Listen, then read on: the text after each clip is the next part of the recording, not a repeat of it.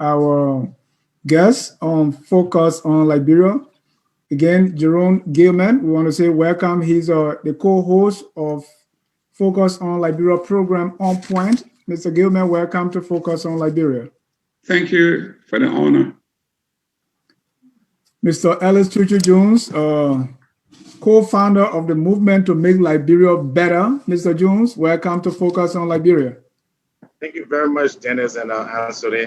Thank you very much and happy birthday to you, Dennis. Thank you. We want to welcome our viewers from across the globe, those who are watching now and those who will be watching later. We have some hot political issues that we want to be talking about tonight on this Wednesday midweek special. This is a special edition of the Hour of Politics that is hosted by our political bulldog, Mr. Ansone Sia. He had no love from either side. They call him a pro-government guy sometime. At some time, they call him the opposition guy because he is unrelenting when it comes to looking at the issues from all sides. Tonight, we have a few issues that we want to discuss here in Monrovia. They are striking healthcare workers. We have an alleged passport syndicate that is the news is developing by day or even by the hour. The 25 million LACC reporters finally out. These and many more we're going to be delving into tonight, and we are privileged to have Mr. Gayman, Mr. Alex Chuchu Jones, and of course, the host of the Hour of Politics, Mr. Ansone Nambwe Sia. Mr. Sia, let's get this started. Let's get this started, and without much ado, folks, we will get into it. We will get the opening statement from our two guests here. Let's start with you, Mr. Chuchu Jones. Again, we can't welcome you enough. You're listening to Dennis laying out the topics that we will be discussing. What do you think? What's your impression? How you feel?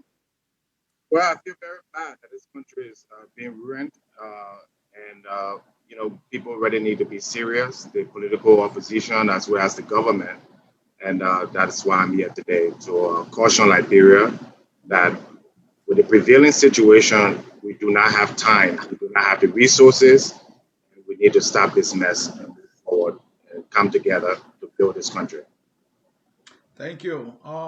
Mr. Gilman, how do you come with your opening in this edition? Well, thank you very much for a wonderful platform, and happy birthday to you, Mr. Jah.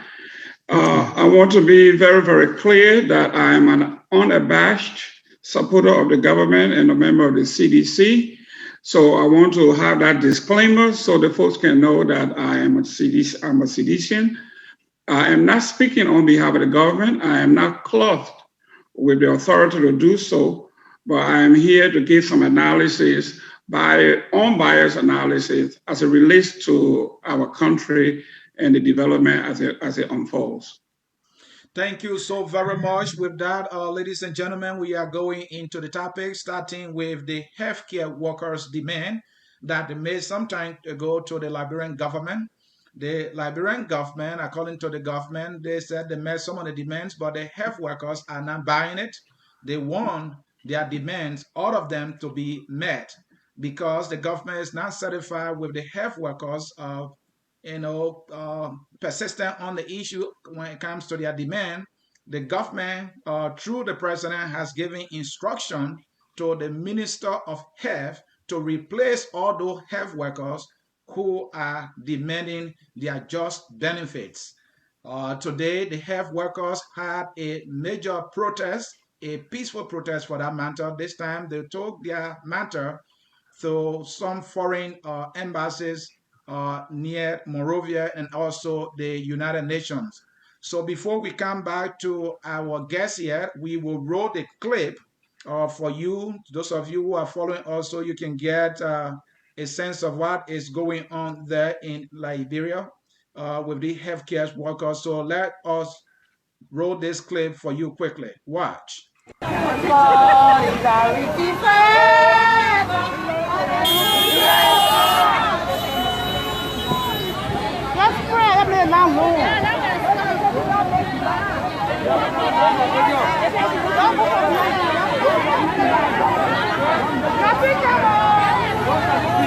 Last That's the information.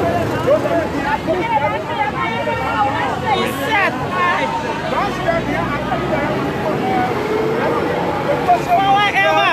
Never. Backward never. Forward ever. Backward never. Forward never. Backward never.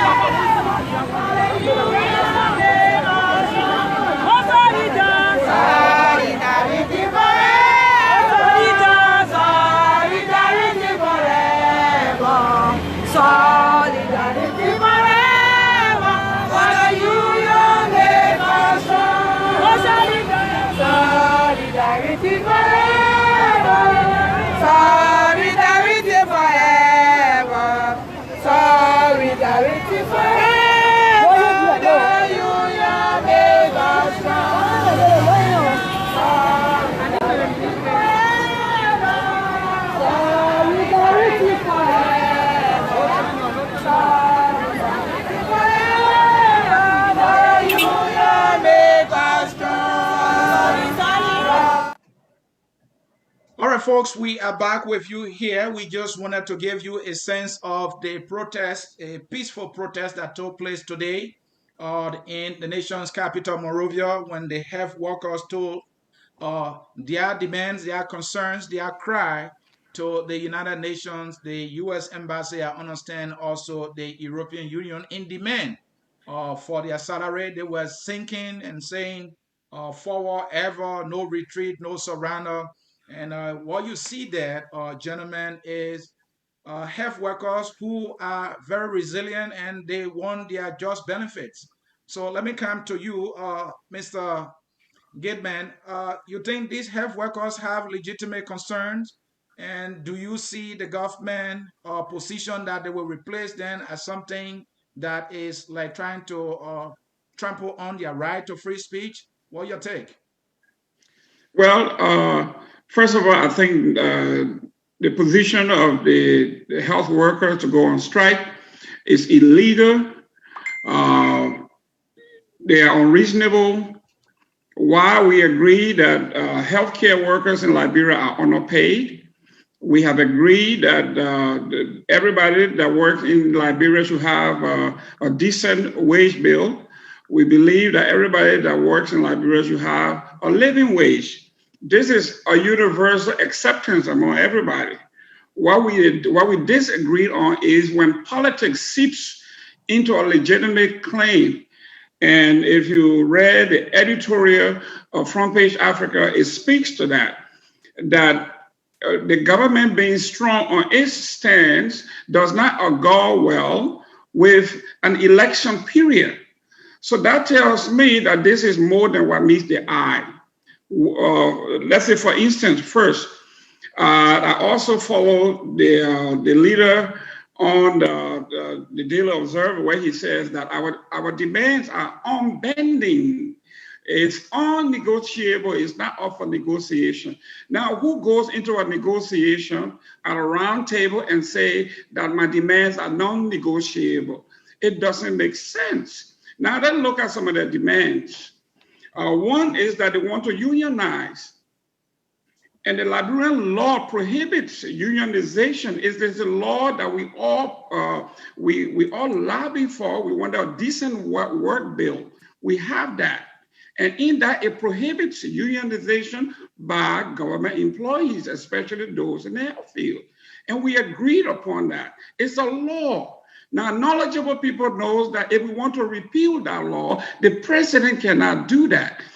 We have to go to our representatives, our senators, to introduce a bill to either amend the law or repeal the law. But you cannot go to the negotiating table and tell the president that you want the law repealed by the president. It doesn't work that way.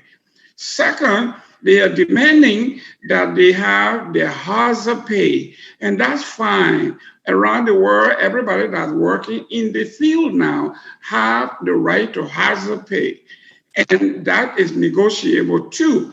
I think the president and his team came aboard and said, fine, we understand this. We are going to make a good faith deposit, $2 million towards what you are doing.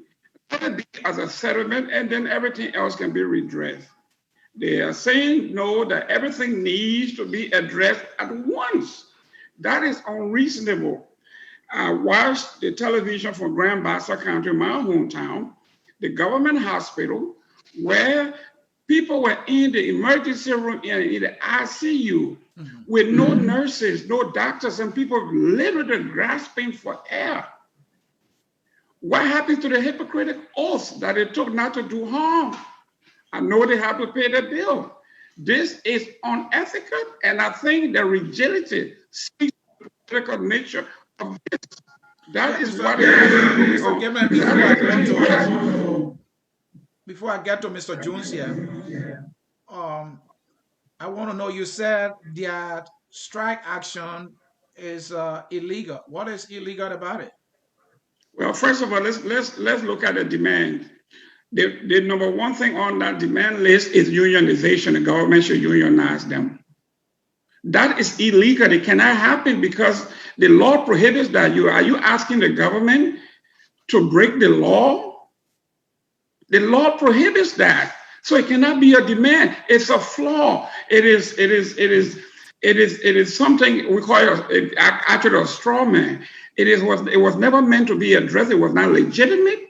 It is something that was an obstacle that was put into this negotiation to actually create no demands or to create no. You're not against the protest. It is the demand that you have problem with. Oh yeah, it's a constitutional right for the folks to protest. Okay. Constitutionally, they have the right to assemble, to petition the leader to address those issues. But when you are saying, I'm going to protest, if you don't do something that is illegal, then your protest is not legitimate. All right, thank you. Let me come to you, Mr. Jones. The health workers are demanding benefits or other rights that are reasonable, but the government is saying no. You just heard Mr. Gibbon saying that they are acting illegally. Do you agree with him? No, I do not. I think the first question is why the government is not able to pay them. That's the first question we need to answer, because to increase their pay or to give them, the benefit they deserve. And the answer to that is because the government has been mismanaged. All right, the economic, as we'll go into, we've seen that money has been appropriated to the wrong places in Liberia. And one of the most important areas or sector in the country is the health sector. They're underpaid, overworked. All right, they have not been given the facilities. They have not been given the necessary protective gear. And now they've been frustrated after COVID has happened, and they've been working for the last few months tirelessly, saving lives. Some of the government officials, right? Remember when they went to the hospital, it was the same healthcare workers that took care of them, cleaned them, did whatever. And now they're saying, all right, the situation has mitigated a little bit. We've done our service. We need to be, we need some kind of better benefit. Mm-hmm. So what's illegal about that? So I agree with the health sector that they should protest and they should demand more. Legislators should not be making $10,000 a month. And then you got people who are actually health service workers that are making less than $500 a month. That is atrocious. And anybody who can stand here and say that they don't have the right or it's illegal, I'm sorry. It's just they need to be serious. But Mr. Jones, you just listened to Mr. Gibbon saying that our law does not allow unionization of government employees, and that is one of their demands. So don't you think he has a point there? No, he does not, because there's a lot of things that our law does not call for, and that we do. And there are lots of things that the law calls for that we don't do. The law said that we should carry on a census. Did the government carry on a census? No. So why is it when it's time to do the right thing, then we want to cherry pick this law? The law said that Liberia should have universal education and health care. The power inherent in the people, right? Do the people have that kind of empowerment? Do they have that kind of benefits from the government? No. So the same law that you want to use today you will have to use that same law when in the other areas that affect the lives of the people. So you can't cherry pick. Mr. Jones, Mr. Jones, Hold on, Mr. Mr. Jones. Let him land. Mr. Gilman, hold on, let him land. Yeah, what I'm saying, if we want to follow the law, then we should follow the letter of the law. The law said that you have to be a bona fide Liberian to hold certain position. In the case of the anti-corruption commissioner, right. It's been proven that the head of it is not. Right? Why do we fail to execute the law when it's on behalf of people we like or on behalf of the government? But then we want to use the very same law when it's time to do the right thing and serve the people, right? Which is by paying healthcare workers having an amount that is livable.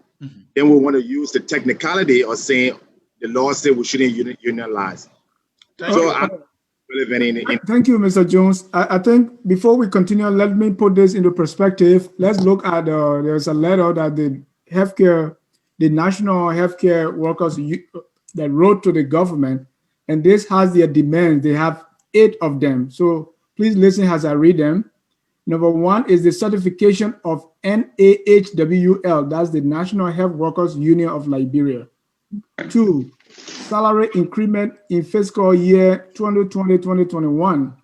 3, the inclusion of the National Health Workers Union of Liberia in social dialogue.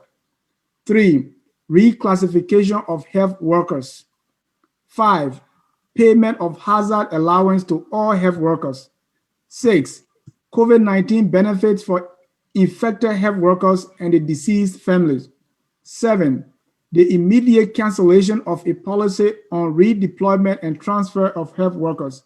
8, over 1,000 pensioners over the last 6 months be given their just benefits and let the gap created on the workflow of their retirement be filled with immediate effect. So there are 8 demands that they are making. So I want us to concentrate and not just talk about 1 or 2 of them. Thank you. Thank you, Mr. Jad. And let me come to you. It is also clear to, make known. I mean, it's also good to make known that these demands are not just being put forth today. These demands were put forth last year. There was a memorandum of understanding to that effect. And that means that they have given the government at least a year to meet all these demands. So let me come to you, Mr. Gilman. If the Liberian government meet all the demands, what will happen to the Liberian government? In other words, what is stopping the government from meeting the demands?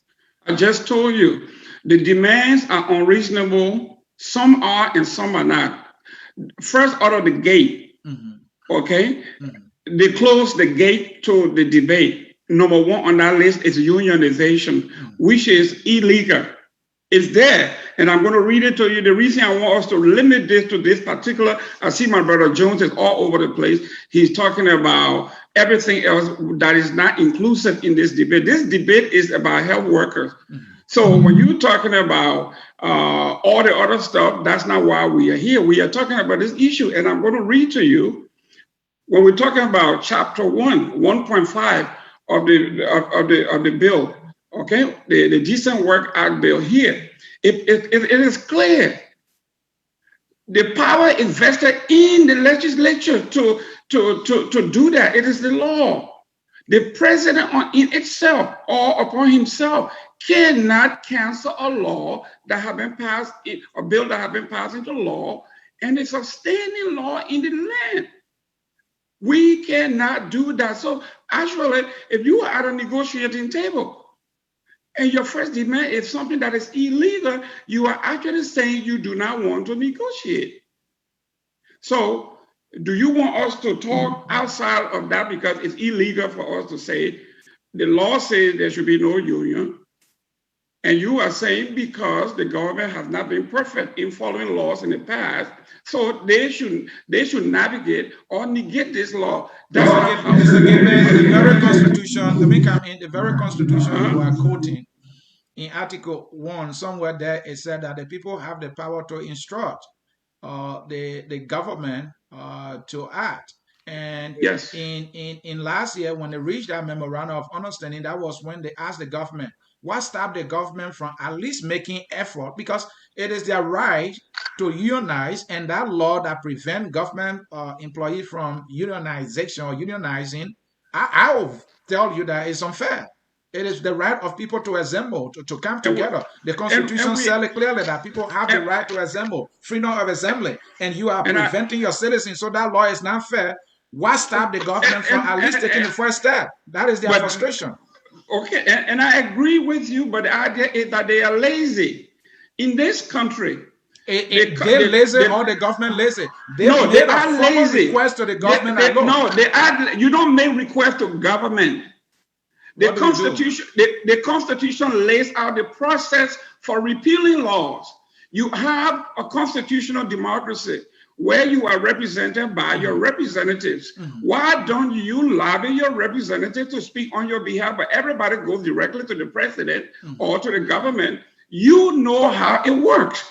You start with the president from submitting a bill to the legislature. Listen, why do you have your local representative if the president? Okay, so if you agree with me, then let's follow the process. It's part of the process. So the process is meant to the government through the executive branch of government that this is what we want. Why stop the government from submitting a bill to the House?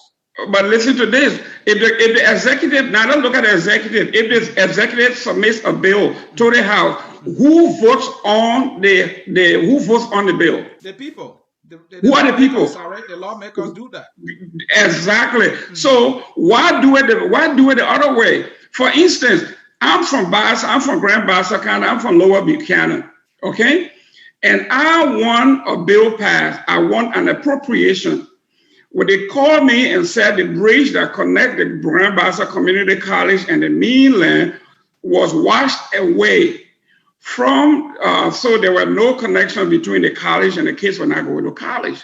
So what did we do? We lobbied our congressional delegation. But Mr. That is not the way. That is not the way, and that is what I'm telling you. I agree with you. But they decided to go to the executive branch that could start a process, but the executive branch did not start that. So let me leave you there. Let me come to Mr. Jones. Mr. Jones, the point I was making earlier, if the people saw the need to go to the executive branch of government with their demand, what stops the executive branch, meaning the president, from acting? And Mr. Gateman is citing the issue of law. I don't think any law prevents the president from submitting a bill in the interest of the people that he's serving as president. What's your take? And you are absolutely correct, because in fact, it's the president that draws out the budget in terms of payroll. The Ministry of Finance submits a budget that has the pay. So if the people are asking for increase, it's very simple. The finance minister can allot funding in the budget to increase the pay in the upcoming fiscal year, because they are the government runs the executive branch, which includes the health services, which includes pay rate. The legislature has nothing to do with it at this point in time. If the government submits an increase in pay as the people are demanding, and the legislature vote down the bill, then the government can say, well, we try to increase your pay, and the lawmaker did not. But in this case, the government has not even made an attempt. They've increased pay in other areas and allocations, but when it comes down to to the ordinary people, the essential workers, the teachers, the healthcare workers, they have no interest. That's just been a legacy of the Liberian government. And the other part I want to bring in here is that these people are making demands that, in my opinion, are very reasonable. If only the government, had decided to meet these demands, we would not be here seeing the health workers protesting. They would be at the hospital trying to save lives. But the government now is pointing, accusing fingers as the health workers, when in fact the government is the one that started this thing anyway. If you have made their demands that are just, we won't be here. First of all, we have coronavirus. These people are the one at the front line, and you will delay with their benefits? Mr. Jai, you have to come in here. Right, and let us go back to the basics, because I know Mr. Gateman is trying to dwell on this that is illegal. So let's start from that Decent Work Act, which is very rich in other forms So point to me, Mr. Gilmer, as specifically what you are referring to when you say that decent work bill prohibits unionization. And Section 2.6, the right to form organizations and to bargain collectively says, all employees and workers in Liberia without distinction whatsoever may establish and join organization of their own choosing without prior authorization and subject only to the rules of the organization concerned. So what in this bill talk about that speak against unionization, or is it a name union, or it can be any other organization that they form? I have for you the entire bill here. Yeah, let's go. I want you to go to chapter 1, 1.5. Now a bill or is it a law? Because that's a difference. It is a law. It's an act. It's an act. It's a law. It's a decent. It was decent passed. act. It was passed I just asked by both houses. you said a bill. That's what I was asking. Okay, it's the law. It's the law that is right here. You can download it. It's right here. So And the reason I asked that is first, what's the Mr. Jones, your audio is not that this. What is the intent of this law? That's why I say quote for me specifically what it says and what's the intent. What are they trying to prevent? Because this same law has things against child labor, the equal remunerations, and all kinds of things. And to Mr. Jones's point, it looked like you are cherry picking, but let's cherry pick that law. Let's see why. Okay. Let's. Okay, you say that I'm cherry picking. Let's go back to the legislature here. Okay. What does it say? No, listen to this. Listen to this. You are saying what prohibits the president from implementing or establishing the demands of our people toward them. My question then in rebuttal is, what is the purpose of us having different branches of government? If you're a representative that's supposed to represent you and speak on your behalf in both houses, if you supersede them and go directly to the president and say, impose Mr. Gilman, you made that point earlier. You're trying to suggest that is the only way, and you know that is not the only way. The reason I'm saying this is if I, for instance, you have, let's say, Mr. Gilman, what you're trying to say is that, Lord, this is a child that has parents, mother and father. And you are telling me because the father in our traditional setting is the head of the home, so it is not appropriate for me to go to my mother and ask for school fee. That is what you are saying. You got it in reverse. You have it in reverse. Mr. C, before we proceed, because I don't want us to base this on, let Mr. Gilman quote this law, because I have the document in front of me. Because I don't want us to go too far without understanding that. Mr. Jah, the other point is that any law in the republic that is in conflict with the Constitution, that law can't hold. The Constitution That's what I want to see. I want us to argue without seeing this law. Any law in Liberia that prohibits people to come together as a group, that law is illegal, and that's the point Mr. Jones is making, and I will allow Mr. Jones to make that point further. Yeah, Mr. C, that's the reason I was asking him, when was this law passed? Because we know we have a lot of shady government and legislators in Liberia, that just pass laws. We're all even realizing that it conflicts with the Constitution. So I want to know when that law was passed. No, you first want to know if there's a law that exists. Yes, it's the Decent Work Act was passed in 2015. It's right here. Yeah. Let's read the provision that you are referencing. Okay, we are talking about chapter 1, section 1.5. If you have it, pull it up, please. Yeah, go ahead and read it, Mr. Gibbon. Okay. I am pulling up here. All right, while you find it, let me say to you folks in cyberspace, you are watching Focus on Liberia. This is the Hour of Politics Special. In this edition, we are looking at the health workers' demand. They had a protest today, and later on, we will be going to the Passport Syndicate at the Ministry of foreign affairs. There are heavy hands, including the president's name being brought into this syndicate.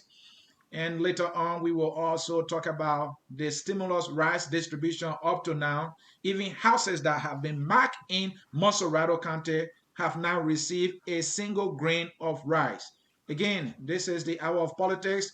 I'm Anthony C. and this is a special edition with Mr. Dennis Jha. Let's come to you, Mr. Jones, why Mr. Gilman is trying to fund that article or provision that prohibits people or Liberians from unionizing because they are in government. Let him find that, and then so we will know the facts. Go ahead, Mr. Jones. What was the question? Is this the same? You just coming to Liberian earlier? What I was saying is, I think he said the law was passed in 2015 or 16. We all know our Liberian legislature. All right, we know that they have not passed laws in the interest, often not passed laws in the interest of the people, or any law at all that really seek to benefit the people's welfare. I indicated earlier, every budget in Liberia is a law. All right. So if the people are underpaid, the health workers, it's because the government, right? The government has not prioritized, all right, their health services in terms of increasing and giving them pay that is decent pay and comfortable allowances. So you can't blame the legislator in this case because one of the reasons you have a president is to meet the needs of the people. How can you meet the needs of the people when the healthcare workers that serve the people are underpaid and protesting and are dissatisfied and disgruntled? Doesn't make any sense.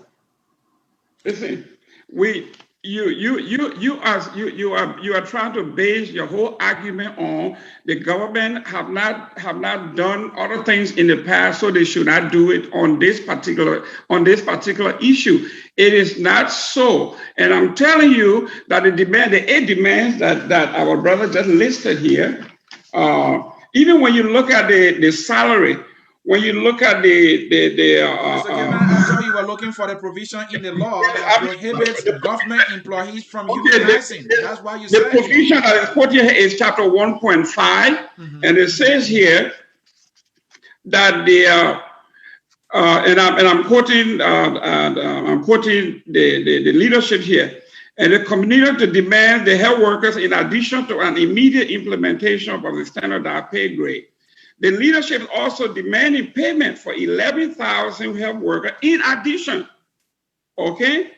Not directly involved, not involved with COVID-19. So what we are talking about here, in addition to some of the demands they are making, is that they keep moving the goalpost as we go along with the negotiation here. We are talking about unionization. We are talking about, it began first with their hazard pay. And when a goofy donation was made of $2 million as an offer to settle that payment, they came back and countered and said, well, we want to also negotiate on behalf of 9,000 other workers that are not part of our COVID-19. That is what we consider moving the goalposts, and it's not in the right interest of the country. To pay health workers is not in the interest of the country? Well, listen, I know what the rules are for Focus on Liberia. I know if I want to get on Focus on Liberia, I need to call and fit into your schedule. I cannot just get up and go on another platform and say, Focus on Liberia would never allow me on there when, in fact, I have not done those things that are required by Focus on Liberia. All right, thank you, Mr. Gilman. Again, folks, in cyberspace, we'll move to our next issue. Mr. Jha, if you don't mind, we will move. Yeah, no, I just wanted to establish, because I've heard about this decent work bill, and I'm not going to say that I've read it all, but what they are talking about, I didn't see it.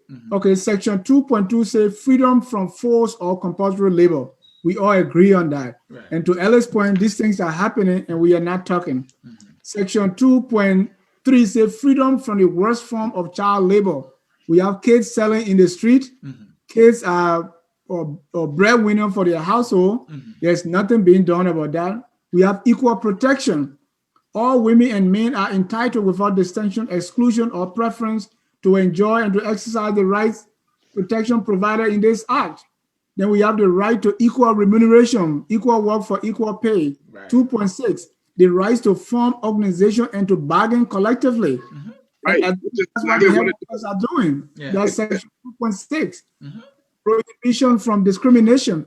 So you can look at that later, Mr. Gaiman, but before we proceed, let's understand that if we can see that law that say, well, you can come together as health workers, we want to see that.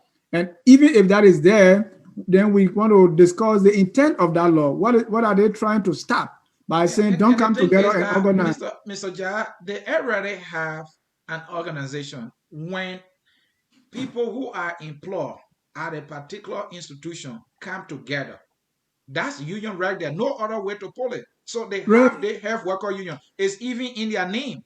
So if that were illegal, why you think the government would not have acted against it in a long time until now that the people are protesting to use it as a means to silence these people? I'm not buying it. I don't think there's any law that prohibits people in government to unionize. Mr. Sia, do you know that we have an independent organization that serves as a mediator for the health care workers and the government and the public? Do you know that? No, I don't know that. Okay. No, and I've posted a link to the Facebook, so we encourage our viewers to click on that and read it and just and then provide all that specific detail as we proceed. But I believe that they have numerous demands and saying that picking on this union part, even if it exists, is just picking the low-hanging fruit. People want to get paid, period. People want their salaries to be current. And because of COVID, they are not talking about salary being current because the salary is not part of the demand. Yeah. No, they want an increment in their salary. There you go. And we agree that the government and the folks, and I would prefer that we go through the legislature so it becomes like a minimum wage where everybody in the country entering the health field. I hate to cut you off. We had Samuel Tuer come out and talk about the salary harmonization. He made this big spectacle about how certain people were making too much money and certain people were making less money. And the purpose of it was to narrow it out. So are you saying that all that noise was for nothing? People stay in the health care sector are not making decent wage. Then what was the point of that? That was the government's. You are mixing apples and oranges here. They are not what they are talking about. The demand here is that the salaries are too low. They need to have a living wage. The harmonization was supposed to do. Harmonization doesn't mean it's equity. Harmonization means if you are an entry level teacher. If you are coming in as a first year teacher, you all going to make the same pay in Grand Bassa, Montserrat. No, Mr. Gavin Samuel said the harmonization was intended for equity based on your grade in government. That's correct. If you are a driver, all driver across government agency will make the same thing. So that is equity. We can't say that. That's correct. Gentlemen, we have to leave it there. We have 3 other hard protocol topics we have to get to. Let's go around the table. So who can we hold responsible, given what we know now, for this crisis we have on our hands? Then we can go to the next. Right. And my last question on that is, how do we move forward? Great. Because the government is threatening to replace them, right? Yes. And they are not backing down because we had the same scenario last year. Now we have the same thing repeating. How do we move forward, Mr. Gaiman? Mr. John, let me step here. The government is not saying they should replace them. The government is saying while they are on strike, they should have temporary people to man these positions to stop people from dying. We are not firing. You are trying to clean it up. You are trying to clean it up. No, I'm not. Clean it up.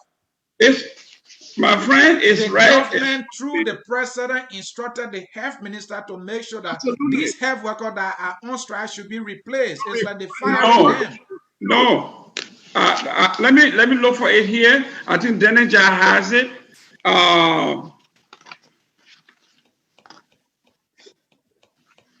The government is trying to replace these folks. I support that. We cannot allow our emergency room and our ICU for folks to be dying. We need to bring in qualified folks, retired folks, to actually man these positions until this. What happens if this strike goes on for months? And why you can't pay the people? Just pay the people. Give them what they want, and then they will be back in the clinics and hospitals. Public policy is not just grabbing money and giving it to folks. When it comes to Mabutu Yimpan, then you can grab about 150,000 and then give it out for him to go for health care to get care. That is a special case. There's nothing special about his case. We have been doing that. President, nothing special about a case. No, your president more important than other Liberians. No, he's your not. President William Villa Todman died in a clinic in London from prostate cancer in 1971. The government took Todman to London for prostate cancer surgery, and he died. So this is nothing. Why are you bringing Todman issue here? Just making reference to that. This is nothing new. This is a special. So you want this government, the change government, to be doing the same thing over and over? That's not what we are saying. What we are saying here is this particular instance called for that. All right. We have to leave it there. Mr. Jones, your final thoughts on this, so we can move to the next issue. It's very disheartening that if this is what is being promulgated in the CDC or any other political party, then our country is deeply in trouble. The issue here is simple. Those demands are not unreasonable. All right? You can solve those problems by making the appropriate cuts in areas of government that is not essential, like gas. Travel right now. Nobody's traveling internationally for conferences. Why? When he reorganized the budget, did not take money from those areas that is not essential and concentrate it on the health sector. So that was just another poor example of another poor economic management, which has been the hallmark of this government. That they actually don't know what they're doing physically. They don't know what they're doing, how to manage the government. This is the one area you should. Mr. Jones, from what you are saying, you are not an administrator. You are not an administrator. From what you are saying, I can tell that you are not an administrator. You're talking from the cost. Let me finish. No administrator say. Mr. Gaiman. No, I'm not interrupting. I just want to make sure that he knows he's not an administrator. First, for him to say that, he has to tell me how much is in travel. Well, I can tell you that. Do you know how much in travel? I can show you that at least. Do you know how much in travel? Mr. Goodman, you are opening another talk show, and no, it's not. I just want you to know that for you to make that assumption, you have to have some figure that the government has about $25 million in travel. That money should be used for that. He doesn't know that. Mr. Goodman, go ahead, Mr. Jones. All right. Again, this is another example of why our country is in the state it's in. Because whenever there's a serious issue, a serious economic or a serious, a national issue, we politicize it. Okay, as Mr. Gamer just said, and he and his the minions of the CDC or wherever party, they will do everything to defend raw. In this case, health is the most essential and necessary sector right now in the world. To have people protesting for lack of enough pay or for inadequate services, like I say, it's atrocious. It's embarrassing. It's embarrassing. All right. Mr. Jones, let me correct you there. I have the paper here that we have the same scenario in Nigeria, in the Ivory Coast, in Ghana, in Guinea, okay, in South Africa. So health worker making demands is universal. Okay, the demand has to be reasonable. Poor leadership. What example you want to give on? So are you telling me that the health worker around the world, is poor leadership all over the world? Then they're not protesting in Botswana, health worker not protesting in Rwanda, health worker not protesting in Ghana. If you want to make an example, yes, it's right here, sir. Here, 16,000 in Nigeria, 15,000 in Ghana. What are you talking about? Again, you're comparing. Is like comparing your child with the worst child in the neighborhood. Okay, come on. That's what I want you to talk facts. I don't want you to just talk from the top of your head. Talk facts, numbers. It has to be numbers. Mr. All Gilman, right. can we I think we not should move interrupt on. each other so the conversation will be very fruitful? Yeah, Mr. Jones, just conclude quickly so we can This move is the on. problem. People cannot have an informative discussion on national issues with all people being political. This is not a political situation. This is a medical emergency. There are people, mothers, and people, family members in the hospital that needs care. All right. And you there, instead of finding a solution, I'm trying to recommend a solution. Cut costs that are non-essential. Gasoline. Why do ministers need gasoline slip right now in the tune of hundreds of gasoline? Take that money and pay the health worker. You don't need it. Everybody's using Zoom in the world. Everybody's doing virtual conferences. So there's plenty of places where you can take money from. If you had a finance show authority and ministers that knew what he was doing, this would not be an issue. But they want to Mr. Jones. Thank they you. want to blame other people for their lack of good economic management. Thank you, Mr. Jones. Mr. Gilman, I gave you 1 minute just to be fair to you so we can move to the next issue, sir. Yes, for us to move forward, which is what I think we should do here. The way forward, in my estimation, is for us to get to the table with an open mind and be reasonable. I like what they said about the government should increase our annual pay annually over X amount of years. That is an excellent idea. It's just a matter of the number. They may come to the table at 10%. The government may counter and say 5%. We do that here. Everybody does that. That is an excellent way of saying government does not have money now, but we can mitigate that by spreading our increase over 5 years. I think that's a great start. Thank you so very much. Thank you so very much again, folks in cyberspace. You are watching Focus on Liberia. This is our Wednesday special edition of the Hour of Politics with me, Anthony C. and my partner, Dennis Jad. Let me progress. Mr. Jad, we will now go to the alleged passport syndicate that is racking the Ministry of Foreign Affairs, including diplomats around the world, if I can put it that way. And this alleged syndicate is so huge that the name of the president is also being brought in date. Former Foreign Affairs Minister Besonga Fine is being accused of being one of those persons who was in charge of selling our diplomatic passport to foreign nationals around the world. And people are even insinuating that some of these passports landed in the hands of terrorists. This is a serious and grave allegation, and it is tinting the image of our country, especially when it comes to our passport.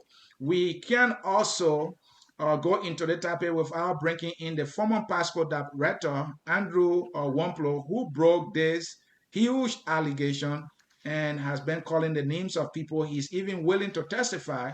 And he said that there has been the doing. He even said that the passport shortage that the nation experienced sometime by was not something that was normal. It was not normal. It was because the passports were being sold to foreign nationals and some individuals in the government. He said, to the knowledge of the president, to the knowledge of the minister of presidential affairs, minister without portfolio, the foreign affairs minister, they all knew this and they were doing this just for their financial aggrandizement. That is a huge revelation. And he said, as director of passport, he's supposed to be involved with the issuance of diplomatic passport, but he was taken out of the picture completely, and the foreign affairs minister was chairing this particular syndicate. Is there any truth in all this revelation? Would this man have said these things if he were not being removed of his position? Let me come to you, Mr. Jones. Upon hearing this news and the revelation that continued to come up, what is going through your mind right now? Mr. Sia, to be clear, what you are saying, the reference came from a letter that was being leaked on the internet, purportedly written by the dismissed passport director, Wamplo. Just to make that clear for the sake of our viewers. Thank you so very much. That is our source of all these pieces of information we just provided. Mr. Jones, it's being alleged that our leaders are involved in the passport syndicate, and it's a possibility that some of these passports they sold to the foreign nationals might have ended in the hands of terrorists. What's your reaction when you heard this? Well, I'm not surprised anymore of things that come from the government and governments in Liberia. We saw that same story with back on the Ellen with Vani Shema, and we saw how passports were being sold to foreign diplomats. So this is the reason why I feel why politics in Liberia is so contentious and so divisive. Is because people use it, right, as the means of enrichment. That's the only purpose people go into office or people run for office in that country. I can't tell one public servant, right, that is ready there, that ready run for office for the right reason, other than these kinds of things. So I'm not surprised. It is, this is common. This is, I would say, old news that the people in Liberia cannot get passport. We saw that on the airline most of the times, and they had to bring mirror bro because passport are being sold to West Africans all around the place. In fact, countries in Liberia was even warned by the U.S. government to stop those practices. Right now, Nigeria were put on the list, ban list of coming to getting visa to come to the U.S. because of those kinds of the lack of transparency and the lack of and the fraud in the system. So the government in Liberia has been a big fraud there to personally profit and benefit other people, other national, rather than Liberian people. So I'm not surprised. I just hope that we, as Liberians, just stop this political stuff because both governments have done it. There's evidence of it, and they are doing it if they haven't done it in the past. So this is business as usual, you're saying? This is business as usual. It coming all the way from the top office, from the president all the way down, because if the president finds out these things, it's your responsibility to make sure you hire people who should not be involved in these things. It's your responsibility to put check and balances to make sure it does not occur. So I don't want to hear the story that we're investigating. I don't want to hear what we're doing the best. The people are not serious. I think Liberia really don't even, we just need to have, I've said this over, we don't even need a presidency in Liberia because all is brought into Liberia is disease, destruction, war, and chaos. And Thank we you, keep Mr. Jones. perpetuating this. Thank you, Mr. Jones. Let me come to Mr. Gilman. Mr. Gilman, this allegation by Wamplo is stunning, and the names that he's calling contain in his statement that he released. He called a press statement. I mean, is it possible? Well, my friend, let me give you a little background of the passport saga. This is terrible. I have to agree with Mr. Jones. I have to agree with everybody here that this is terrible. I was a student at the University of New Jersey, Rutgers in Newark. And I was introduced as a student from Liberia. And there was a joke around that there were several kinds of Liberians. And I didn't catch the joke until the guy sitting behind me was introduced as a Liberian. When he opened his mouth, the guy could not speak one Liberian English. He was a Ghanaian. So the joke was that he, for some reason, had found his way into Liberia and got himself a Liberian passport. Liberia has to do something about this. It is true that the president does have the right to actually produce and offer passport to honorary citizens and consuls. That's legal, that's within his purview. But to sell it to the ordinary people from other nationalities or to the highest bidder is illegal and wrong. And I, as a citizen, if the investigation shows that these people are still doing this, and he's not only saying it because now that he's caught, when he was there, if he was a patriot, true patriot, and wanted change, he could have sounded the whistle and say, I'd rather lose my job, but do what is right. But now that he has been caught, he's been charged. He's a criminal. So he may be saying the truth, but he has credibility issue. And secondly, I am not sure what I'm seeing on the internet is actually for him. I am not sure.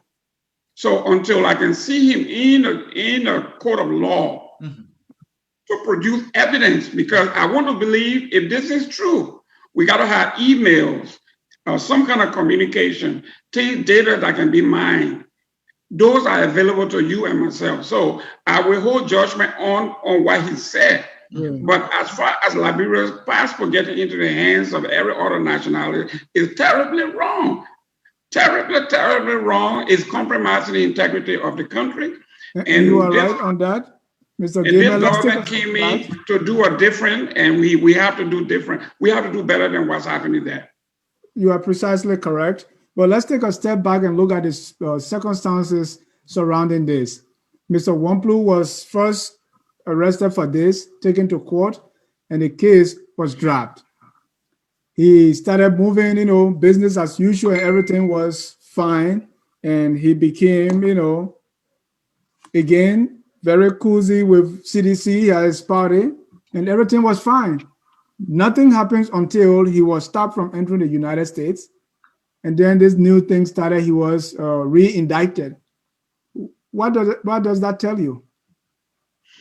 Well, for me, it looks bad. There's no way I can defend that because, first of all, I know the judicial system in Liberia. You can say all you want to say is rotten.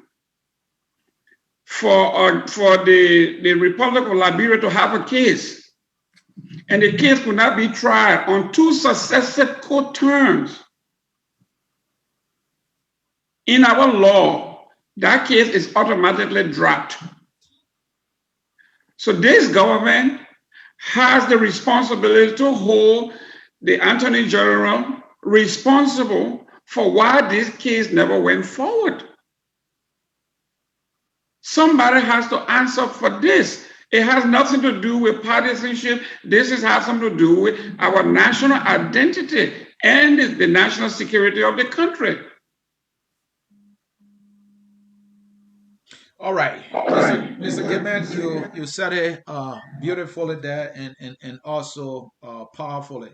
And the point Dennis brought up, I'm tempted to comment further on it because I have seen this pattern that somebody is a member of the ruling party, serving in government, is being accused, will be sent to court, and the government, through the Justice Ministry, will not pursue that case. All right? They will just stay away because they know that once they don't pursue the case, the judge will try to throw the case out of the window. Had the United States government not stepped in, we would not be here today. The government should have investigated this young man when he was accused for the first time. But the government had no interest in the case.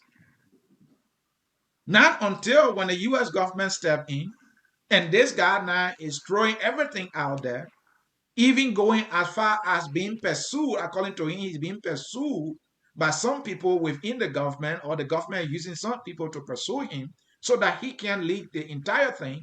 Now the government is saying that it's serious about this. This is how the government, in my observation, is incriminating or indicting itself, because you did not take the matter serious in the first place. And you knew the gravity of it at the time, but you're pretending now that you know, or you're taking it serious. Dennis, I'm not buying that. I see smoke. Mr. Gibbons said it looks bad. Let's see, Mr. Jones, how does it look, bad or? Terrible. Terrible. It doesn't look, we don't need no evidence. All right. In the case of Liberia, they're guilty until proven not guilty because there's been a pattern. All right. There's been precedence. In law, if someone is, there's a precedence of an action, the person is more likely to be charged because of precedence. So in a Liberian case, we always want to use this legality of, the person wasn't guilty in a court of law. What government official have been guilty? You saw the case with Barbara, with Alex Tyler and Fannie Shem. Yeah. Okay, where evidence, recordings, are them receiving bribe, and these people today are the people what you call lawmakers in Liberia. The country is a disgrace, and for Liberians to sit and talk about my party and my political, what politics? Your country is a disgrace. Instead of us coming together and saying, listen, let's change and let's stand up for one thing that is right, we go and we perpetrate this.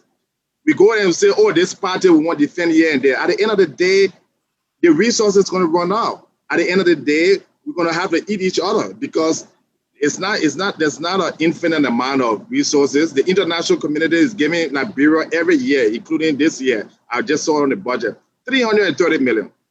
If that money dries out, and it will some point, that's when you really see the heat in Liberia. For now, these people, these government officials think it's a joke. They think they're making a mockery of the people, talking about honorable this and honorable that. They're all disgrace to society. And I don't. And Mr. Jones, you are a normal kind of guy. You play with numbers. You like to look at numbers. That's what you do for a living. So let me bring some numbers to your attention. And before I can bring them, I will say to you, these numbers, I can't believe it. I don't want to believe it, but here are the numbers that 4,250 passports were being sold in this scandal. And the one I'm finding difficult to believe is that some of those passports were sold for 10,000, 20,000, 30,000. It absolutely makes no sense. And so sometimes I'm tempted to say that, oh, wait now. I mean, somebody is just making a story on this thing. Why would anybody want to buy a passport for 10,000 in the first place before talking about 20 and 30? Is any reason that you can believe this? Yes. Absolutely. Yes, Mr. Sia, Liberian passport is gold. Here is another scandal that has been around for some time. Okay. Honorary Consul General of Liberia. That's a lucrative job that people want. And so there's big money behind it. So when it comes to Liberian passport, especially diplomatic passport, if you're at the airport and you see a government official traveling on diplomatic passport, there are big immunities. And so people that want to move things here and there, you can just walk through. Especially criminals from Europe and Asia. They go to these countries, do small islands, and they get the document, that diplomatic document, and you can walk through any airport with all your bags being searched. So corporations, business people use it, criminals use it, drug dealers use it. So they find these countries and they're willing to pay even $100,000 to get a diplomatic passport because you can get it from any country. So because they can use that diplomatic passport to move hundreds of millions of dollars of illegal drugs somewhere. If you enter America with a diplomatic passport, for instance, and you can't be arrested. So even if you from China and you have a Liberian diplomatic passport and you let's say you committed a crime, they cannot arrest you. They have to contact the Liberian embassy because you have diplomatic immunity. Wow. Once you show the passport. To a point of correction, if you commit a crime, if you have a diplomatic passport and you shot somebody or killed somebody, you will be arrested in the United States. So we shouldn't say that. Okay? We shouldn't say that. It gives you immunity from many other things, but not crimes that are that egregious. But what I'm saying, we all agree here that this is something that it is a government policy. This is something that's been going on, and it happens in every government. And I will tell you, as a Republican, most of our big donors, they may give to the campaign $2-3 million, and all they want is to be a diplomat or be an ambassador to a country. That's all they want, $10 million. So these things come. If you remember, in 2015, there was a guy who was Liberia honorary consul in Atlanta and later on in South Carolina that was arrested for molesting children. Okay, and he is now in jail serving a lifetime. So these things do happen. What we need to do, like we all agree, if this government, my government that came in, when we say we were going to be a change from the past, some of these things need to be changed for real. This is not how we're supposed to run our government. We will defend this government at every area to succeed. But where it is wrong, we have to equally say so.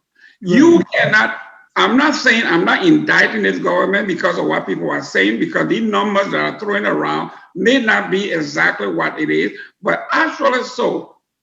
It is just wrong for this to happen. In fact, to be even discussing this. So those who are in the war room down there, they are watching and listening to some of us who are actually upset that this shouldn't happen under this government that is here for change.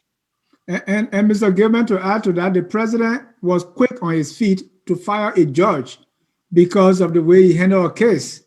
So if the case of Wamplu went to court and they couldn't be tried on 2 successive attempts and were dropped, we didn't see any head roll. So there is no way, that's why most of these things, the buck stop with the president and people can put, I know most of you. He was fired now. He was fired. Excuse me? He was fired. Who was fired? The passport director.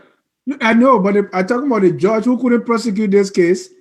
But in other instances, the president will come and fire the judge. Well, the president should fire the attorney general. The judge cannot prosecute. So what I'm saying is when no heads are rolling, fingers point back to the president he is either unwilling or acquiescent.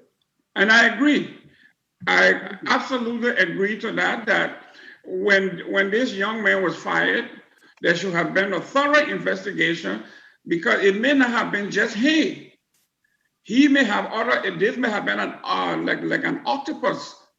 It may have had a lot of tentacles. And it's even, you are right, Mr. Gibbon. It's even been rumored that he have been in this thing. He was accused along with 11 others whose names are yet to come up. But he is the one now they're trying to use as the sacrificial lamb. That is why he escaped. He said, Lord, I'm not going to be the only one to go down.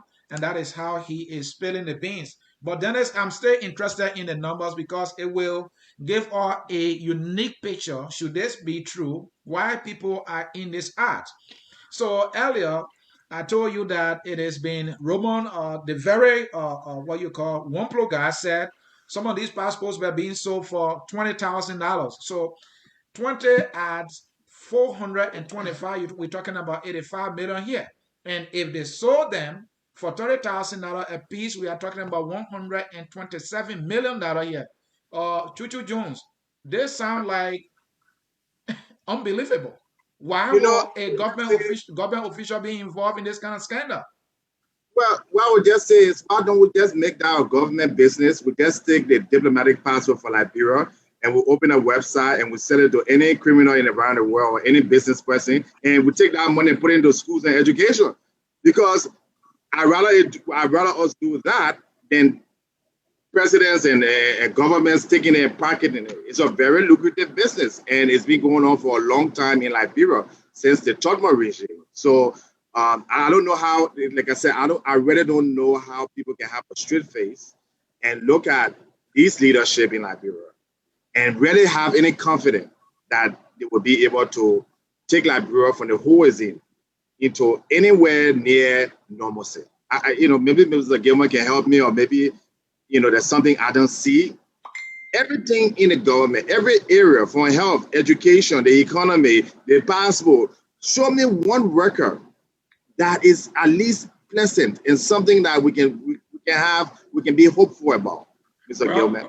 Okay, Mr. Jones, I don't want to do that, because if I do that, you're going to say I'm selling my government, which I'm supposed to do, but that's not what we're here. But let me point out to some of the things that you will like if you are honest and if you are non-partisan. I think you are, because you didn't make the disclaimer here.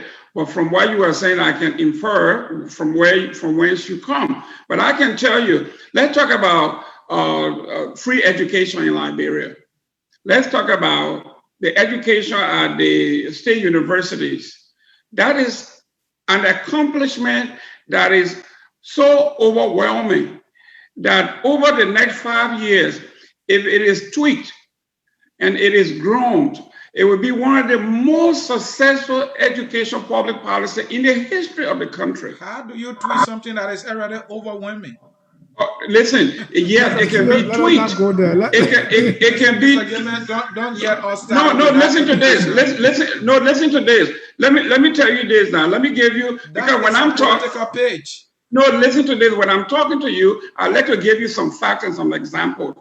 In 1955, when Dwight Eisenhower passed the highway bill, it was gigantic, but it needed to be tweaked and low where we are at this point. From 1955, we're not talking about 200 years ago.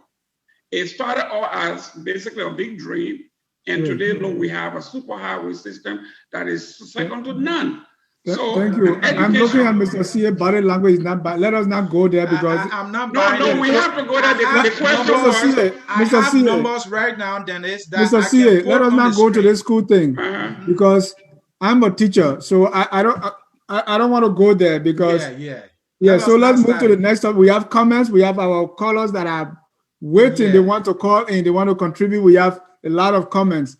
So let me read some comments or we move to the next topic. Yeah, read some comments and then we'll move to the next topic. That's cool thing. Free tuition, free disclaimer here for Mr. Gilman. Maybe he haven't heard my many interviews or he have not read my many papers. I am completely 100% non-political, and I'm not biased towards any political views in Liberia, any political party, any political individual, and anybody you want to talk about today, we can have that conversation. So let's just clear that thing. All right, let me read a few comments. Patrick, Bodo, Kennedy, they are talking about the hazard payment and the establishment of union.